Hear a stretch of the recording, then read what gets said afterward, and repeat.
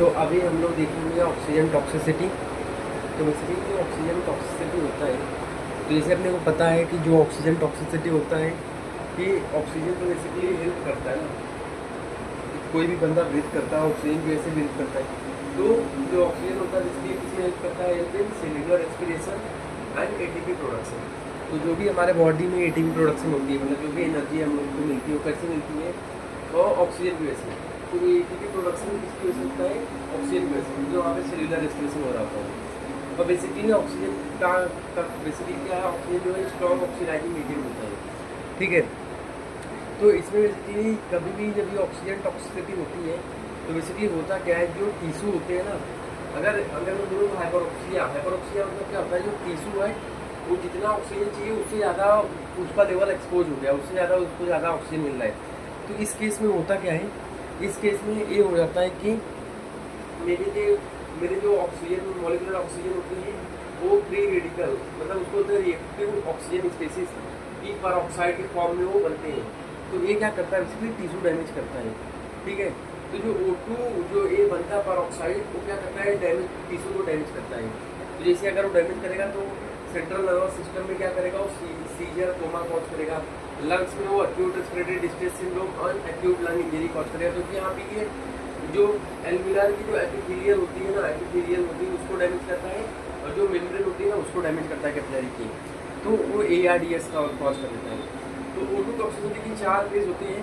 तो 4 फेज कौन कौन सी है, initiation phase, inflammation phase, proliferation और फाइब्रोसिस। इनिशिएशन में बेसिकली क्या होता है कि जब भी अगर मेरा ऑक्सीडेंट जो है वो अगर मेरा बढ़ रहा है ना, तो इसमें क्या होता है, ऑक्सीजन बढ़ रहा है तो मतलब ऑक्सीडाइजिंग पावर बढ़ रही है। इसमें क्या होता है, एंटीऑक्सीडेंट हमारा कम हो जाता है, तो डिप्लीट हो जाता है, एंटीऑक्सीडेंट डिप्लीट होता है। नॉर्मली क्या होता है कि ऑक्सीडेंट और एंटीऑक्सीडेंट का लेवल इक्वल होता है बॉडी में, ठीक है। तो वहाँ पे इक्विलिब्रियम मेंटेन होता है। तो पहला इनिशिएशन फेज है, दूसरा इन्फ्लामेशन फेज होता है, यहाँ पे टिश्यू डैमेज होते हैं। प्रोलिफरेशन का फेज होता है, यहाँ पे सेल्युलर ग्रोथ होती है। यहाँ पे क्या होती है, सेल्युलर ग्रोथ, तो यहाँ पे सेल्युलर ग्रोथ होती है, ठीक है। तो यहाँ पे सेल्युलर ग्रोथ होती है। और लास्ट वाला स्टेज होता है फाइब्रोसिस, जिसमें क्या होता है, इरिवर्सिबल डैमेज हो जाता है, इरिवर्सिबल डैमेज हो जाता है मतलब।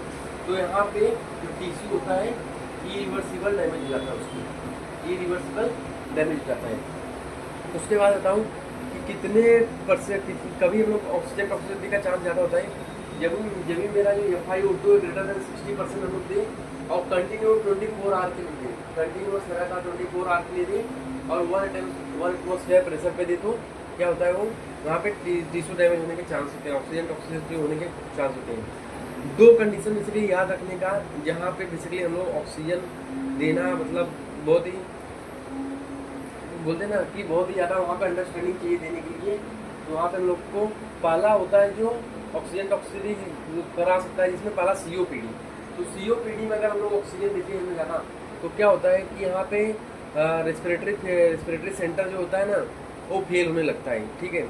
तो जो रेस्पिरेटरी सेंटर होता है, रेस्पिरेटरी सिस्टम काम करना होता है, धीरे धीरे बंद कर देता है वो, तो फेलियर में चले जाता है। तो वहाँ पे रेस्पिरेटरी रेट अपने आप कम होने लगता है धीरे धीरे करके।